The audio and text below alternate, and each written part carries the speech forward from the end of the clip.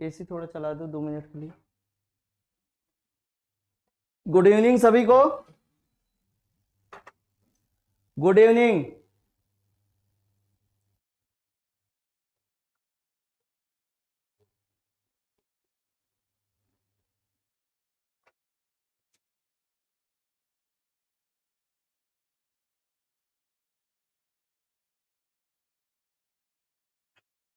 थोड़ा सा अटेंडेंस दे देना सभी लोग, कौन कौन है।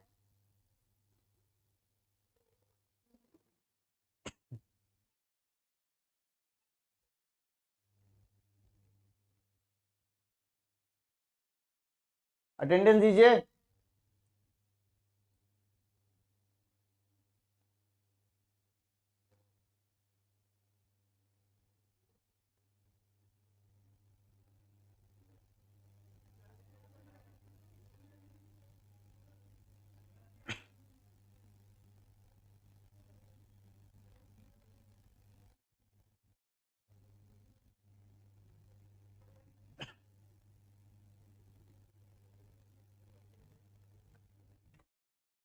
Aditya, Sonam, good evening. और कौन है? अविनाश, ऋषभ, शिवम, ठीक है।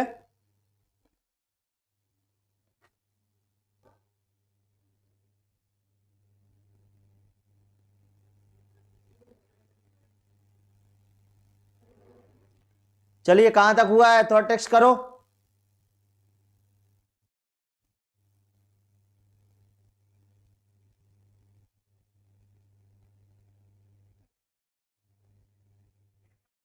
कहां तक बताए हैं टेक्स्ट करिए थोड़ा।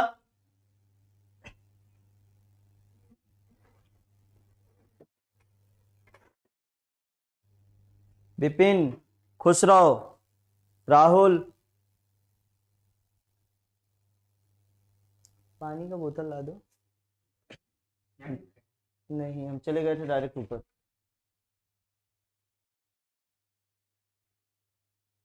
टेक्स्ट करो कितना हुआ है।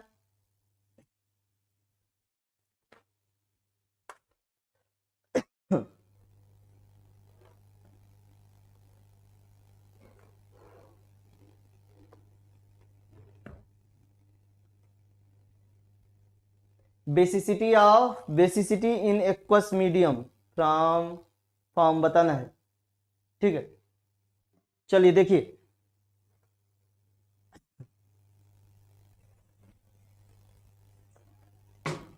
बेसिसिटी इन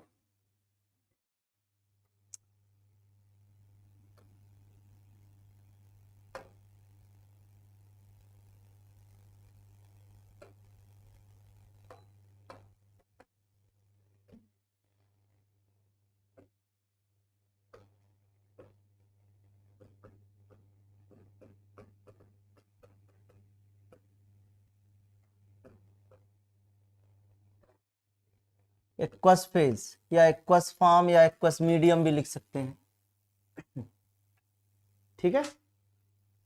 देखिए अभी तक कल आपको बताया गया कि गैसियस फेज में किस तरीके से 3 डिग्री अमीन ज्यादा बेसिक होता है, फिर 2 डिग्री, फिर 1 डिग्री, और सबसे कम क्या होता है आपका अमोनिया होता है, ठीक। तो अब आते हैं किसमें,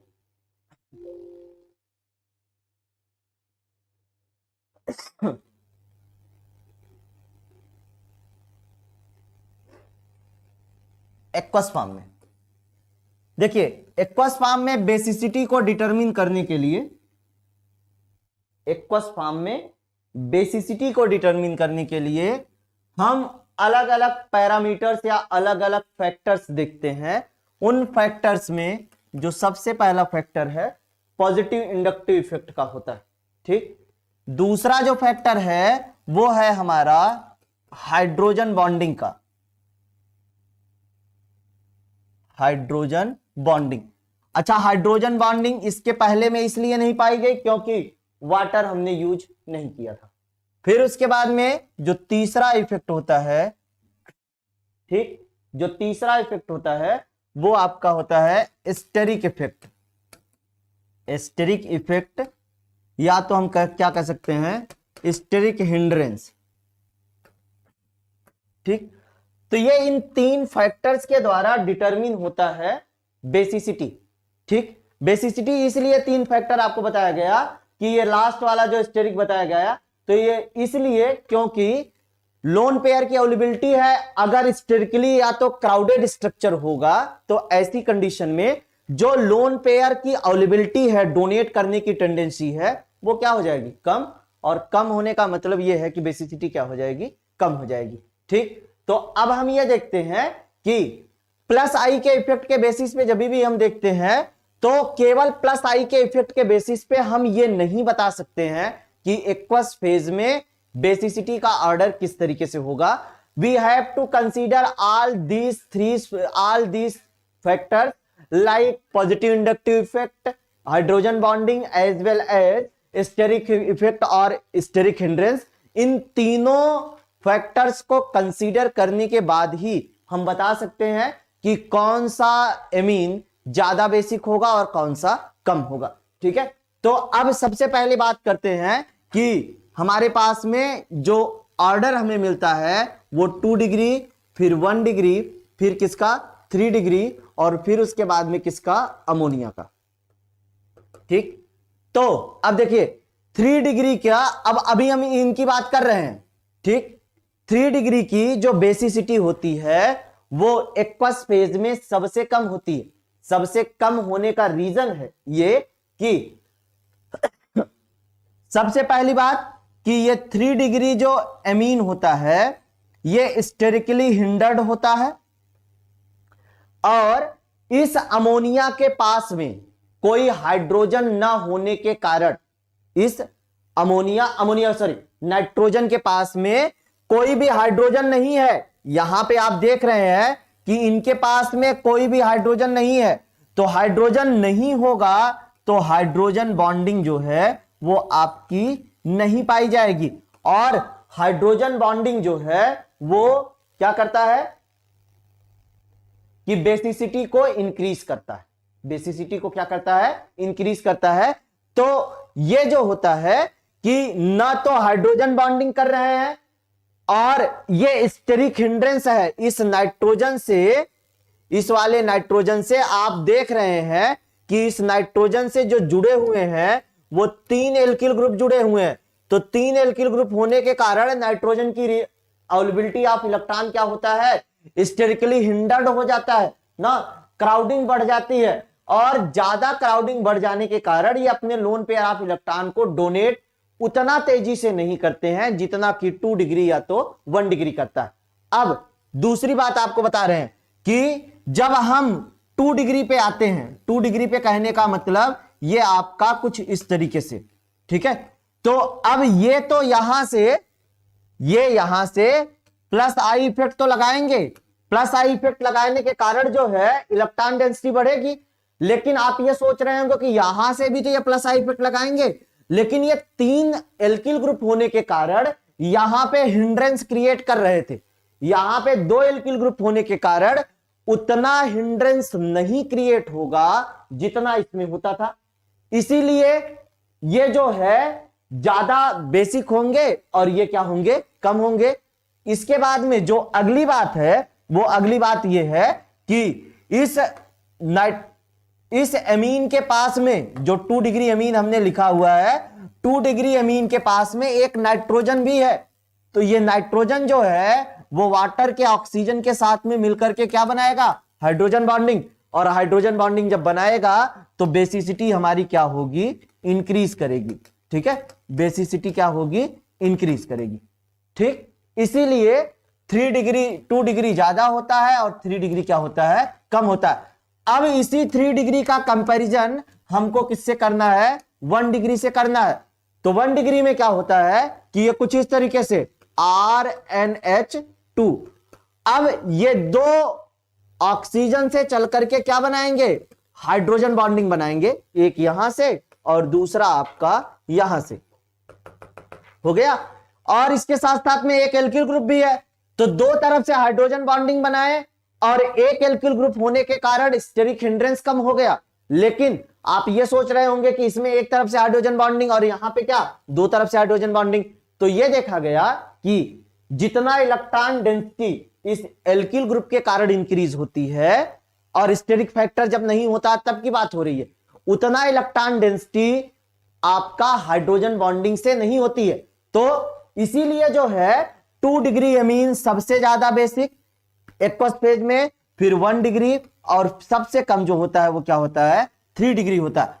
तो ये जो है हमारा एक्वस फेज में क्या होता है, ऑर्डर होता है। एक्वस फेज में ऑर्डर कहने का मतलब 3 डिग्री एमीन, आप ऐसे लिख सकते हैं या तो ऐसे लिख लीजिए 2 डिग्री सबसे ज्यादा, फिर उसके बाद में क्या 1 डिग्री, फिर उसके बाद में क्या 3 डिग्री, या तो इसी को ऐसे लिखा जा सकता है 1 डिग्री और सबसे ज्यादा जो होगा क्या 2 डिग्री, और अगर इसमें लिखना चाहे तो सबसे लीस्ट जो होगा वो क्या होगा, अमोनिया होगा, कुछ इस तरीके से। तो हमें इस तरीके से क्या मिलता है, ऑर्डर मिलता है। फिर से एक बार ऐप को एग्जिट करके फिर से जो है जाओ, फिर उसके बाद मिलेगा।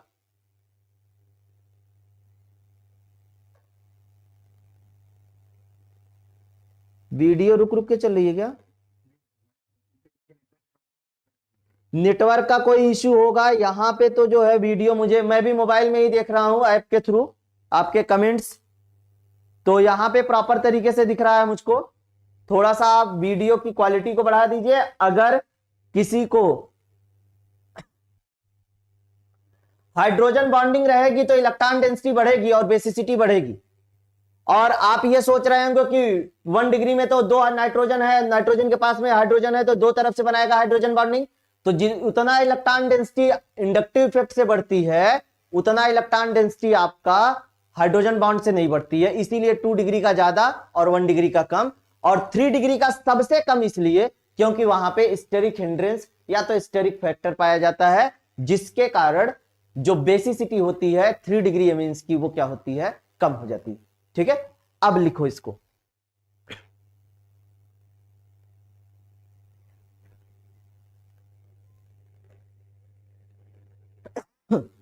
लिखिएगा, in aqueous solution, in aqueous solution the basicity of amine, the basicity of amines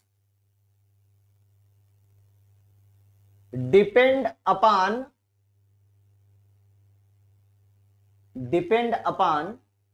stability of the ammonium cation, depend upon stability of the ammonium cation, full stop के बाद में the stability of ammonium cation, the stability of ammonium cation, ammonium cation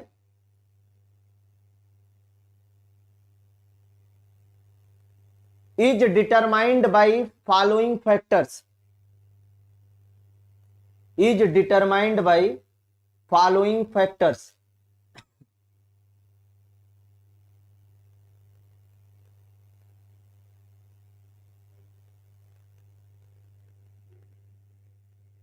following factors number 1 करके लिखिएगा, plus I effect of alkyl groups. Number 1 plus I effect of alkyl groups. Number 2 extent of hydrogen bonding, extent of hydrogen bonding. Number 3 asterisk effect या asterisk hindrance,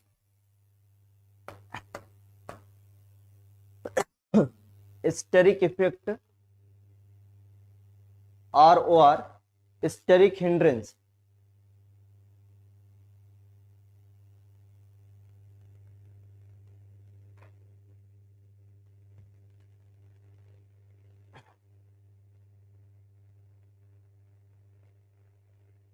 लिखिएगा आगे इसमें, according to the inductive effect, according to the inductive effect, comma देकर के लिखेगा, as discussed above,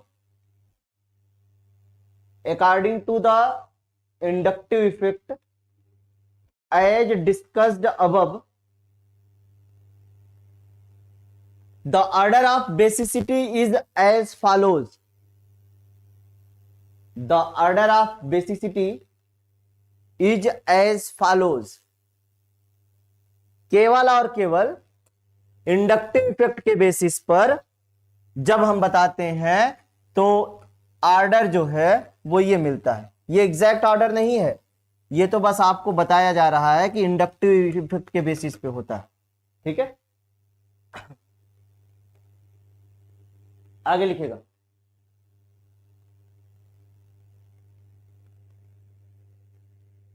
आगे लिखेगा, ammonium ion in solution, ammonium ions in solution are stabilised, are stabilised not only by alkyl groups, not only by alkyl groups, alkyl groups, but also by hydrogen bond, but also by hydrogen bond, hydrogen bond donation to the solvent,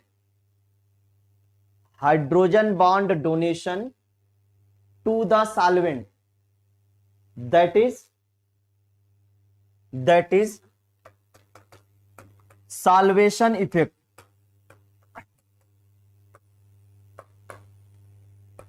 that is solvation effect,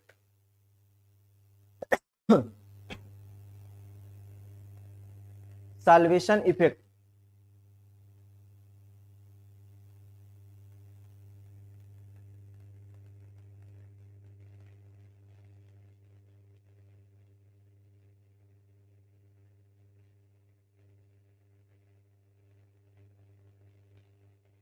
ठीक है, आगे लिखिएगा, full stop के बाद में, the basicity of tertiary amine, the basicity of tertiary amine is less than secondary amine, is less than secondary amine because of the steric hindrance, because of the steric hindrance,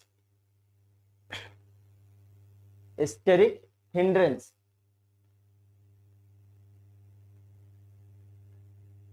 steric hindrance,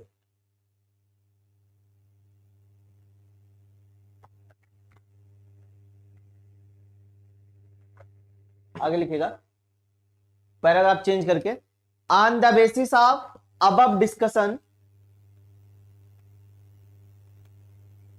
on the basis of above discussion, the basicity of amines in aqueous phase, the basicity of amines in aqueous phase, aqueous phase, aqueous phase is as follows, is as follows, ये बनाइए,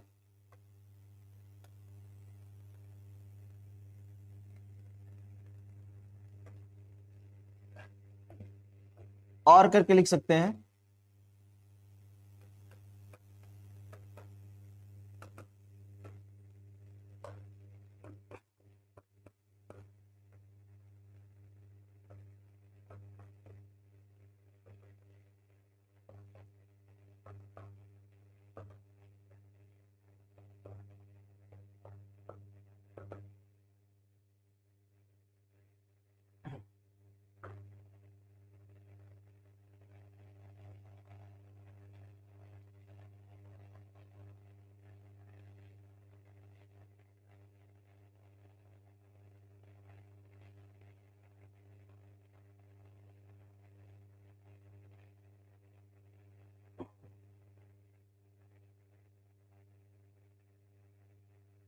बन गया?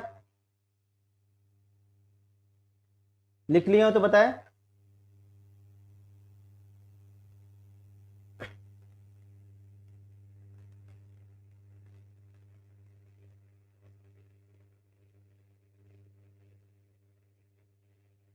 Govind Gupta,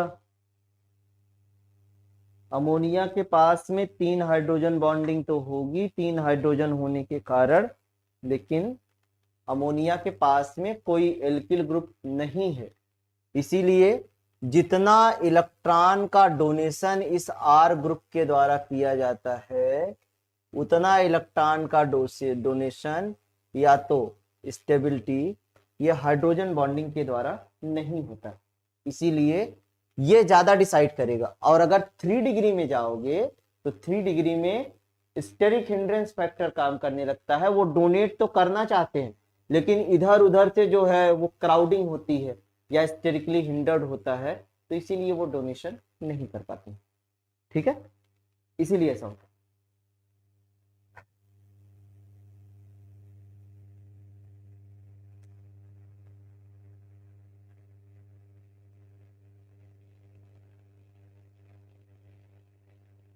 heading डालिएगा, basicity of aromatic amines.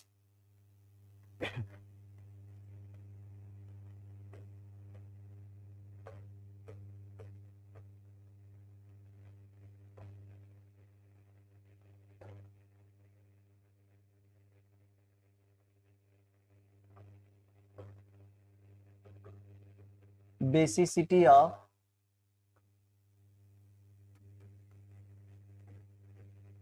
Aromatic amines.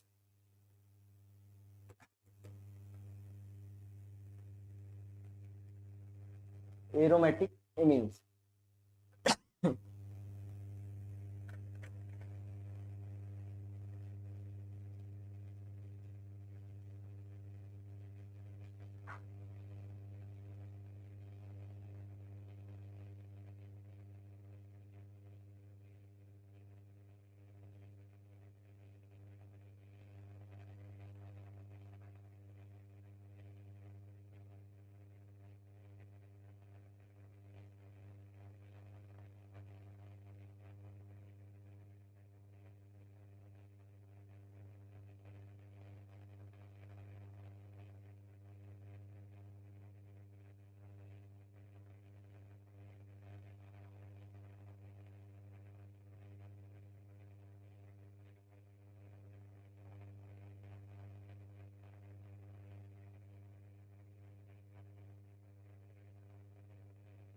Heading डाल लिए हैं, जल्दी से बताएं।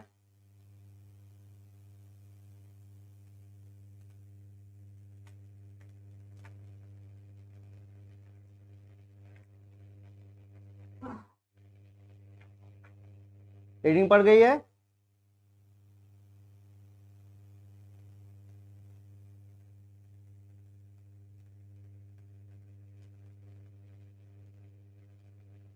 चलिए देखिए, एरोमेटिक एमीन कहने का मतलब आपका सिंपल सा जो है वो क्या है, एनिलीन। तो होगा क्या, ये जब H+ से रिएक्ट करेगा एनिलीन, तो यहां पे एनिलीनियम आयन बनाता है, NH3+, इसको बोलते हैं हम एनिलीनियम आयन। ठीक है, एनिलीनियम आयन। अब ये बात आ रही है कि आपको पता है कि ये नाइट्रोजन है, उनके पास में लोन पेयर ऑफ इलेक्ट्रॉन है, और लोन पेयर ऑफ इलेक्ट्रॉन जब है तो ये H+ को लेंगे, मतलब प्रोटोनेशन होगा। तो ये जब भी कोई, आप जानते हैं कि कोई H+ को लेता है तो उसे हम क्या बोलते हैं, बेस। और कोई अगर H+ ना डोनेट करेगा तो उसे क्या बोलेंगे, एसिड। तो इसीलिए ये जो है हमारा क्या है ना, आपका बेस है। अगर आप ये देखिए कि आप अगर कंपैरिजन करें एलिफैटिक एमीन का, ये कुछ इस तरीके से आपके पास में है R3N करके, ऐसा लिख दीजिए, RN, ये 3 डिग्री एमीन जैसा लिख दिया। ठीक है। तो आप सोचे कि ये एलिफैटिक एमीन है और फिर उसके बाद में दूसरा जो है आपके पास में एरोमेटिक एमीन है, कुछ इस तरीके से। आपको ये पता है कि ये जो फेनिल रिंग है या तो बेंजीन रिंग है, ये आपका माइनस आई इफेक्ट शो करता है। माइनस आई इफेक्ट जब शो करेंगे तो ऐसी कंडीशन में जो बेसिसिटी है या इलेक्ट्रॉन की डेंसिटी है वो नाइट्रोजन पे कम होगी, और नाइट्रोजन पे कम होने का मतलब ये है कि जो बेसिसिटी है एरोमेटिक एमीन की वो क्या हो जाएगी, कम हो जाएगी। इसीलिए जो आपके एलिफैटिक एमीन्स होते हैं, क्या एलिफैटिक एमीन्स, वो ज्यादा बेसिक होते हैं किसके कंपैरिजन में, एरोमेटिक एमीन के कंपैरिजन में। ठीक, बात आई समझ में। अब बात यह हो रही है कि ये जो एनिलीनियम आयन बना, आपके सामने जो लिखा गया है कि ये एनिलीनियम आयन बना, अब ऐसा कोई ग्रुप जब एनिलीनियम आयन को स्टेबलाइज करे, ठीक, जैसे यहां पे लिखा जा रहा है ये एनिलीनियम आयन है NH3 प्लस करके, और हमने यहां पे कोई ग्रुप लगा दिया। अब ग्रुप में क्या हो सकता है कि डिफरेंट तरीके के हो सकते हैं। डिफरेंट तरीके में जो पहली पॉसिबिलिटी है वो होगा -I एंड -M करके, ठीक है, -I -M करके। तो ये क्या करेंगे कि ये इलेक्ट्रॉन डेंसिटी को और कम करेंगे, इलेक्ट्रॉन डेंसिटी को और कम करेंगे। जब इलेक्ट्रॉन डेंसिटी को कम करेंगे तो स्टेबिलिटी क्या होगी, कम होगी, और स्टेबिलिटी जब कम होगी, क्योंकि पॉजिटिव आयन है, ठीक, तो जब स्टेबिलिटी कम होगी तो बेसिसिटी क्या होगी, डिक्रीज करेगी। तो जब हमारा -I -M ग्रुप रहेगा तो ऐसी कंडीशन में ये ग्रुप, जैसे NO2 आप लगा दीजिए, ठीक है, CN लगा दीजिए, ठीक, ये सारे ग्रुप अगर रहेंगे, ठीक, तो ऐसी कंडीशन में क्या होगा, इलेक्ट्रॉन डेंसिटी कम होगी, मैग्नीट्यूड ऑफ पॉजिटिव चार्ज क्या करेगा, बढ़ेगा, स्टेबिलिटी क्या हो जाएगी, कम हो जाएगी, और बेसिसिटी क्या कर जाएगी, डिक्रीज कर जाएगी। ठीक, दूसरी कंडीशन ये है कि हमने यहां पे +I लगा दिया और क्या लगा दिया, +M लगा दिया। आगे आपको सभी के बारे में बताया जाएगा। ये जैसे CH3, तो ये तो इलेक्ट्रॉन डेंसिटी बढ़ाएगा। जब इलेक्ट्रॉन डेंसिटी बढ़ाएगा तो ऐसी कंडीशन में जो मैग्नीट्यूड ऑफ पॉजिटिव चार्ज है वो क्या होगा, डिक्रीज करेगा। डिक्रीज करेगा तो स्टेबिलिटी क्या होगी, बढ़ेगी, और स्टेबिलिटी यदि बढ़ेगी तो बेसिसिटी भी हमारी क्या करेगी, बढ़ेगी। ये कुछ इस तरीके से, ठीक है। यहां पे जब हम जाएंगे तो ये डिक्रीज करेगी, और यहां पे जब जाएंगे तो क्या होगा, इंक्रीज करेगी। अब जो तीसरा फैक्टर होता है, तीसरे में आपको बताया गया कि आप एक ऐसा कोई ग्रुप ले लीजिए जो कि क्या करे, क्या करेगा, कोई ऐसा ग्रुप जो कि -I हो और इसके साथ साथ में +M हो, जैसे OH OCH3 इसमें। तो -I और +M में, जैसे मान लीजिए कि हमने OCH3 ले लिया, OCH3 जब लेंगे तो ऐसी कंडीशन में ये OCH3 जो है वो ऐसी कंडीशन में क्या करने लगेगा कि जो पॉजिटिव इंडक्टिव इफेक्ट होता है इसका, मतलब +M, वो डोमिनेट करता है ओवर -I। तो ऐसी कंडीशन में मीजोमेरिक इफेक्ट जो है वो डोमिनेट जब करेगा तो स्टेबिलिटी जो है एक तरीके से क्या होगी आपका, ठीक है, स्टेबिलिटी जो आप देखेंगे वो उसी तरीके से क्या होगी, अफेक्टेड होगी। ठीक, बात आई समझ में। तो एक हेलोजन का केस होता है, हेलोजन के केस के लिए जो है वो आपको अलग से बताया जाएगा कि किस तरीके से होता है। तो इसमें अब एक एक कंडीशन को फॉलो किया जाएगा, और एक एक कंडीशन को जब हम फॉलो करेंगे तो हमें अलग अलग चीजें मिलेंगी, और अलग अलग जो चीजें मिलेंगी उन्हीं के बारे में जो है आपको बताया जा रहा है कि किस तरीके से है।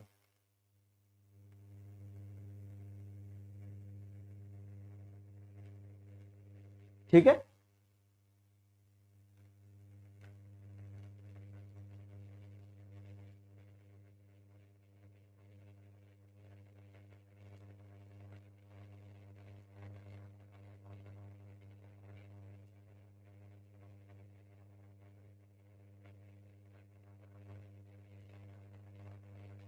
हेडिंग आप डालेंगे बेसिसिटी ऑफ एरोमेटिक एमीन में, इसी में आप हेडिंग डालेंगे बेसिसिटी ऑफ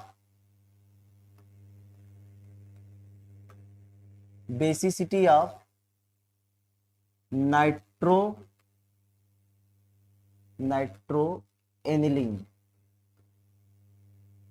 इसको आप इस तरीके से थोड़ा बना लीजिएगा, NH2 यहाँ पे G लगा दीजिए प्लस H प्लस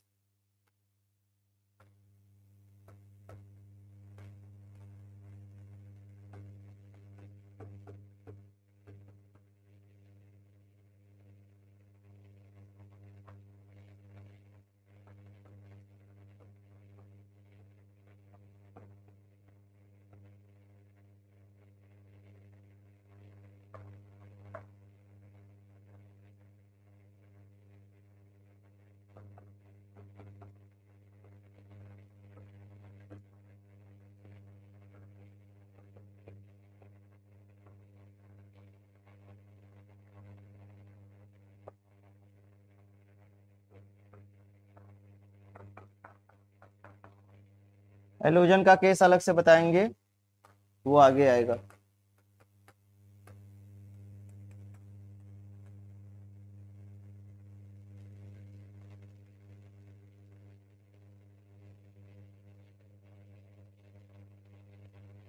लिखना चाहे तो यहाँ पे लिख सकते हैं, जैसे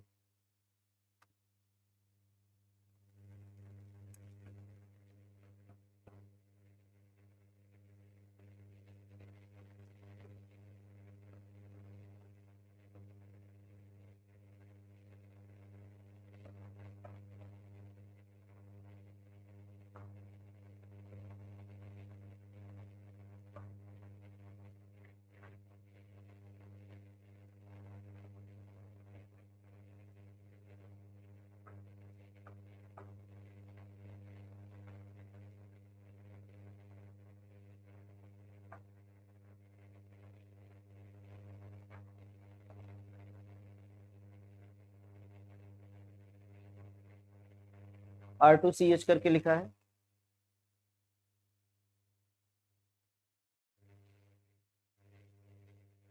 ये प्रज्वल गुप्ता,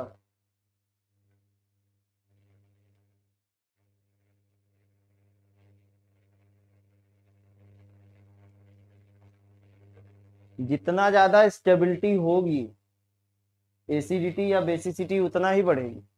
तो चूंकि हम बेस के बारे में पढ़ रहे हैं तो बेसिसिटी जो है वो स्टेबिलिटी तब बढ़ेगी जब मैग्नीट्यूड ऑफ क्या बढ़ेगा, कि जो एनिलीनियम आयन में पॉजिटिव चार्ज बढ़ा है वो मैग्नीट्यूड ऑफ पॉजिटिव चार्ज अगर बढ़ जाएगा तो स्टेबिलिटी क्या होगी, घटेगी, और स्टेबिलिटी घटेगी तो बेसिसिटी क्या हो जाएगी, कम हो जाएगी। और यही अगर एनिलीनियम आयन की स्टेबिलिटी बढ़ गई तो ऐसी कंडीशन में बेसिसिटी क्या हो जाएगी, बढ़ जाएगी।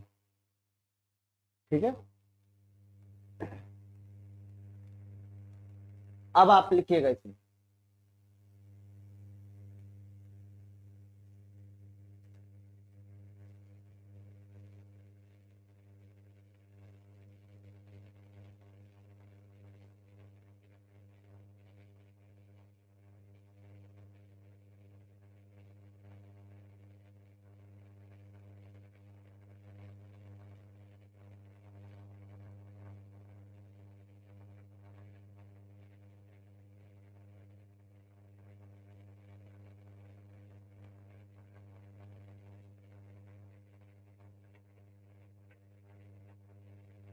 चलिए लिखिए इसमें nitro group decreases electron density, nitro group decreases electron density on nitrogen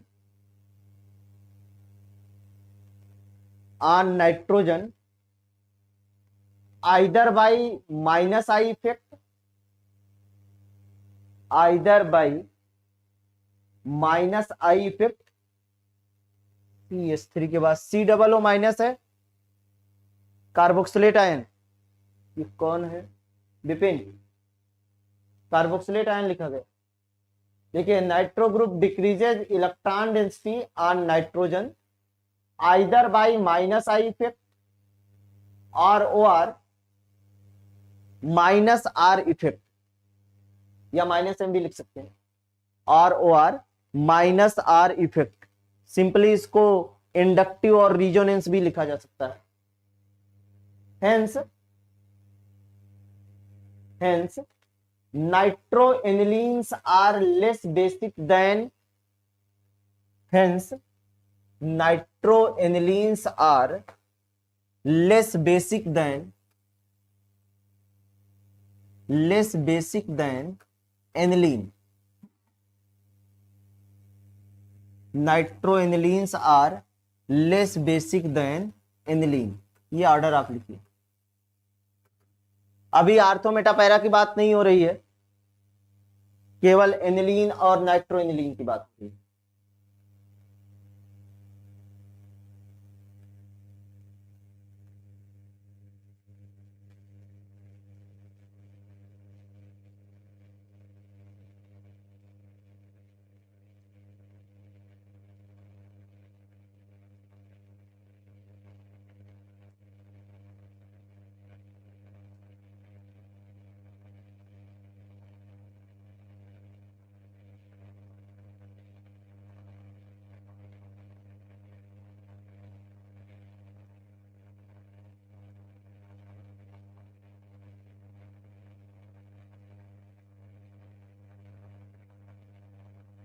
हो गया?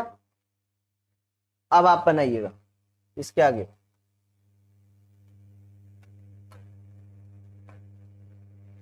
आर्थो डेरिवेटिव, ये हेडिंग है।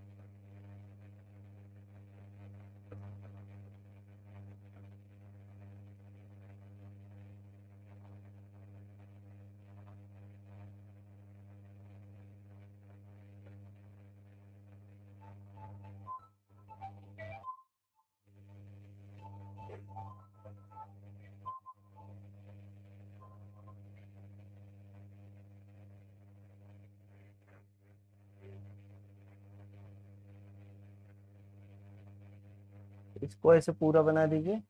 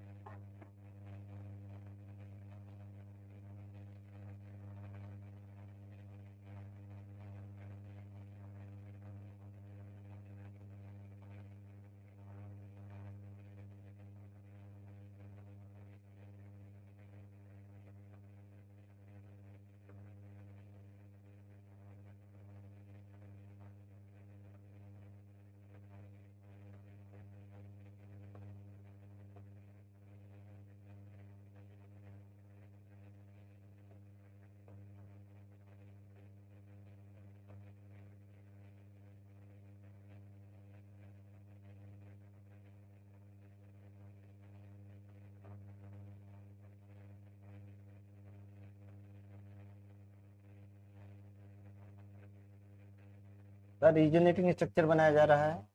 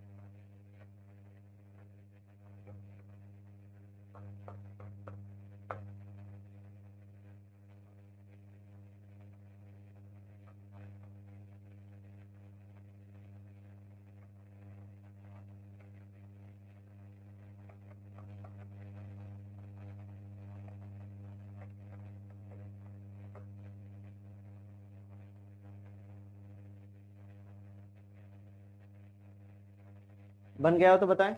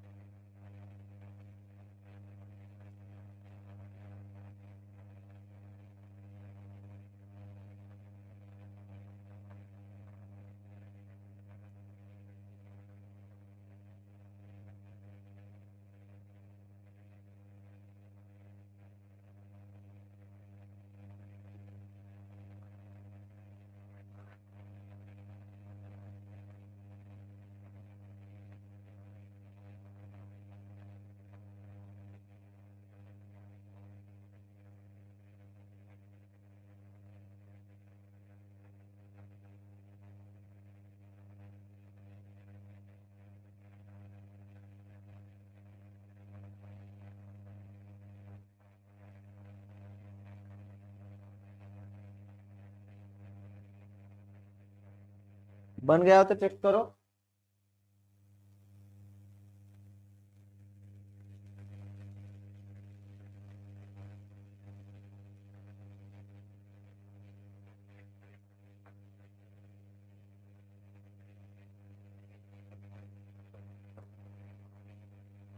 Para isomer.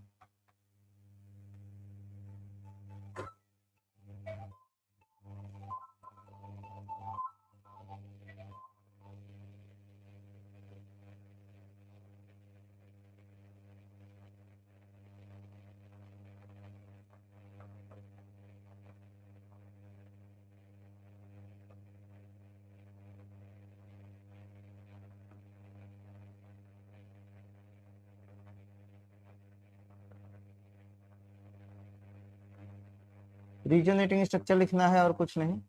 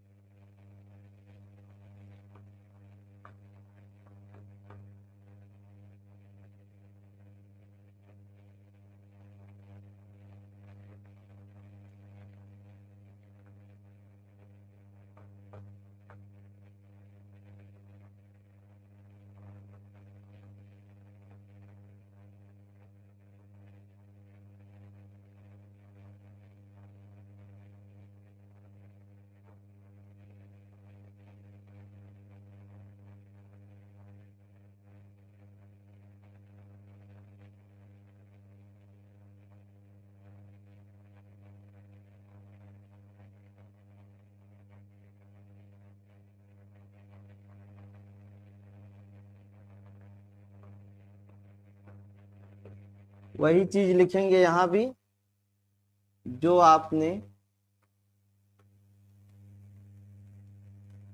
ऊपर लिखा हुआ है, specially unstable due to like charges adjacent to each other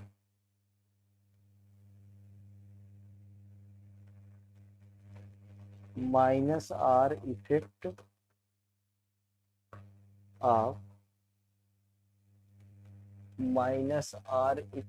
of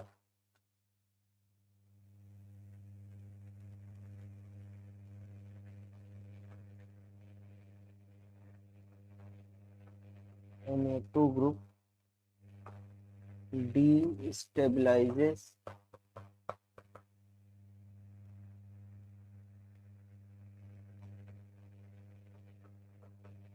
cation.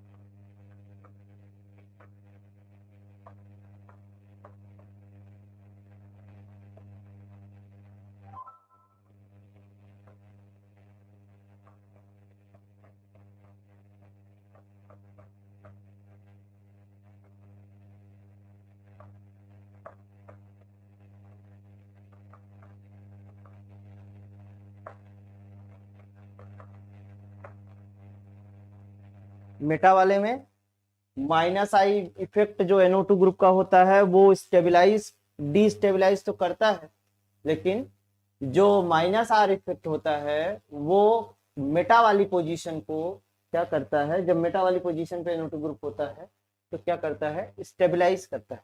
और स्टेबलाइज होने के कारण जो है, जो इसमें स्टेबिलिटी का ऑर्डर मिलता है, मेटा का सबसे ज्यादा मिलता है, फिर पैरा का मिलता है, फिर सबसे कम जो है वो किसका मिलता है, आर्थो का मिलता है। रीजन यही है, जब आपका NO2 ग्रुप आर्थो वाली पोजीशन पे रहेगा तो क्या होगा कि डिस्टेबलाइजेशन ज्यादा होगा, क्योंकि आर्थो पोजीशन इस कैटायन से ज्यादा नजदीक में है। थोड़ा सा समझ लो इसको, फिर उसके बाद में लिख लेना, ठीक है। समझिए इसको थोड़ा सा पहले, फिर उसके बाद में देखिए। आपको सबसे पहले बताया गया, समझ लीजिए, फिर उसके बाद में लिखते रहिएगा कि माइनस आई इफेक्ट जो है वो लगाएगा आपका क्या, minus I effect NO2 group लगाएगा, ठीक। माइनस आई इफेक्ट जब लगाएगा तो ये एनिलीनियम आयन जो है वो डिस्टेबलाइज होगा। जब डिस्टेबलाइज होगा, कहने का मतलब कि मैग्नीट्यूड ऑफ पॉजिटिव चार्ज बढ़ेगा, और मैग्नीट्यूड ऑफ पॉजिटिव चार्ज बढ़ने का मतलब स्टेबिलिटी का कम होना, मतलब बेसिसिटी का कम होना। तो जब ये आपका आर्थो और पैरा की पोजीशन में प्रेजेंट होते हैं, ठीक है, कौन, NO2 ग्रुप, NO2 ग्रुप जब आर्थो और पैरा की पोजीशन में प्रेजेंट होगा तो ऐसी कंडीशन में जो एनिलीनियम आयन बन रहा है उसमें दो पॉजिटिव चार्ज एडजेसेंट पे आ जाएंगे। ठीक है, आप रीजनेटिंग स्ट्रक्चर में देख लीजिए, ये आर्थो वाला आइसोमर है, इसका रीजनेटिंग स्ट्रक्चर बनाएंगे, ये देखिए यहां का पॉजिटिव चार्ज और यहां का पॉजिटिव चार्ज एक दूसरे के एडजेसेंट में है, मतलब स्टेबिलिटी क्या होगी, डिक्रीज होगी। स्टेबिलिटी डिक्रीज होने का मतलब बेसिसिटी क्या होगी, डिक्रीज करेगी। फिर उसके बाद में आप पैरा वाली पोजीशन पे आ जाइए। पैरा वाले आइसोमर में जब आप आएंगे तो पैरा वाले आइसोमर में भी इसी तरीके से होगा। देखिए रीजोनेटिंग स्ट्रक्चर बनाइए तो आप ये वाला स्ट्रक्चर पाएंगे, ये ऐसे पहला रीजोनेटिंग स्ट्रक्चर, ये अगले वाले में सिमिलर वही स्ट्रक्चर मिला हुआ है जैसे कि हमें आर्थो में मिला हुआ था कि दो लाइक चार्जेज या तो दो पॉजिटिव चार्जेज ना एडजेसेंट एटम्स पे हैं, नाइट्रोजन पे और कार्बन पे, इसीलिए स्टेबिलिटी क्या होगी, डिक्रीज करेगी, बेसिसिटी क्या होगी, डिक्रीज करेगी। और जब मेटा की पोजीशन पे हम जाते हैं तो आप इसका जब आप बनाएंगे, ठीक है, रीजोनेटिंग स्ट्रक्चर, तो आपको कहीं भी मेटा वाली पोजीशन पे इस तरीके से नहीं दिखेगा। आप बना करके देख सकते हैं, यहां पे हालांकि मैंने बनाया नहीं था लेकिन आप बनाने को बना सकते हैं ये इस तरीके से।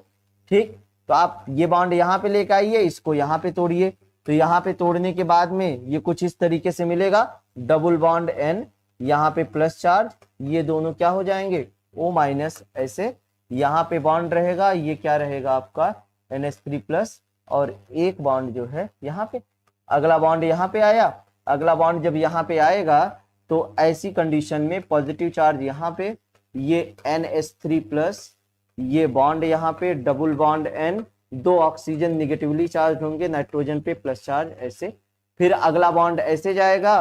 तो अगला बॉन्ड जब ऐसे जाएगा तो आप ये देख रहे हैं कि ऐसा स्ट्रक्चर जो कि आपके सामने बना हुआ है जिसमें दो पॉजिटिव चार्ज एडजेसेंट में पाए जा रहे हैं, मेटा की कंडीशन में ऐसे स्ट्रक्चर जो है वो नहीं पाए जा रहे थे, मेटा की कंडीशन में ऐसे नहीं पाए जा रहे थे।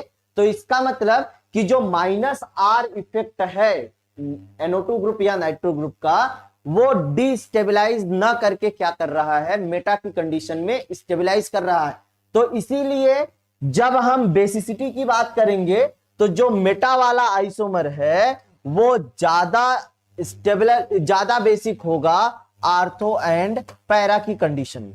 ठीक, ये अब आर्थो, और अगर हम किसकी बात करें, ये NH3+ हो जाएगा।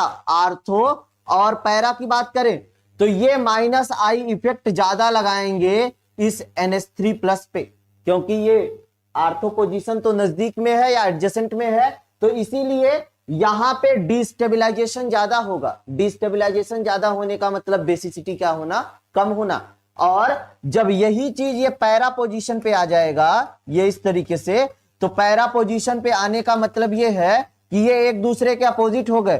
तो एक दूसरे के अपोजिट होने का मतलब ये नहीं कि आपका -R इफेक्ट नहीं लगाएगा, -R इफेक्ट तो लगेगा ही, लेकिन और जितना ज्यादा ये -I इफेक्ट लगा रहे थे उतना ज्यादा ये -I इफेक्ट नहीं लगाएंगे। तो जो मैग्नीट्यूड ऑफ पॉजिटिव चार्ज होगा वो सबसे ज्यादा जो पाया जाएगा वो आपका आर्थो वाले आइसोमर में पाया जाएगा। जितना ज्यादा मैग्नीट्यूड ऑफ पॉजिटिव चार्ज उतना कम स्टेबिलिटी, और जितना कम स्टेबिलिटी उतना कम क्या होगा आपका बेसिसिटी। ठीक, तो इसीलिए जो हमें फाइनल मिलता है ऑर्डर वो मेटा का आइसोमर का सबसे ज्यादा, फिर उसके बाद में किसका, पैरा आइसोमर का, और फिर उसके बाद में किसका, आर्थो आइसोमर का। तो ये होता है क्या, हमारा ऑर्डर होता है। ठीक है, आप एक लाइन करके लिख लीजिएगा, the basicity order of nitroaniline, the basicity order of nitroanilines is, आप लिखेंगे यहां पे मेटा आइसोमर,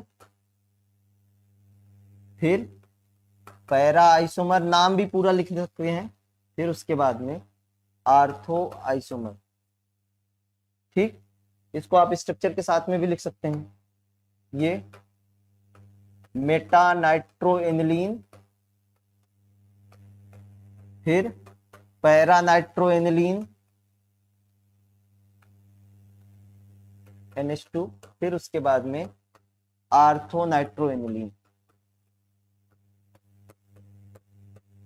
ठीक है, तो इन दोनों में से कोई भी आप एक लिख सकते हैं, ये हुआ पूरा ऑर्डर। ठीक, अब आप इसको नोट कर लीजिएगा जो कहीं अगर किसी का छूटा होगा। ठीक है, वीडियो को आगे पीछे करके जैसा भी है। तो आज के लिए इतना ही, फिर नेक्स्ट वाली क्लास में मिलते हैं जल्दी ही आप लोगों से। ठीक है, धन्यवाद सभी का।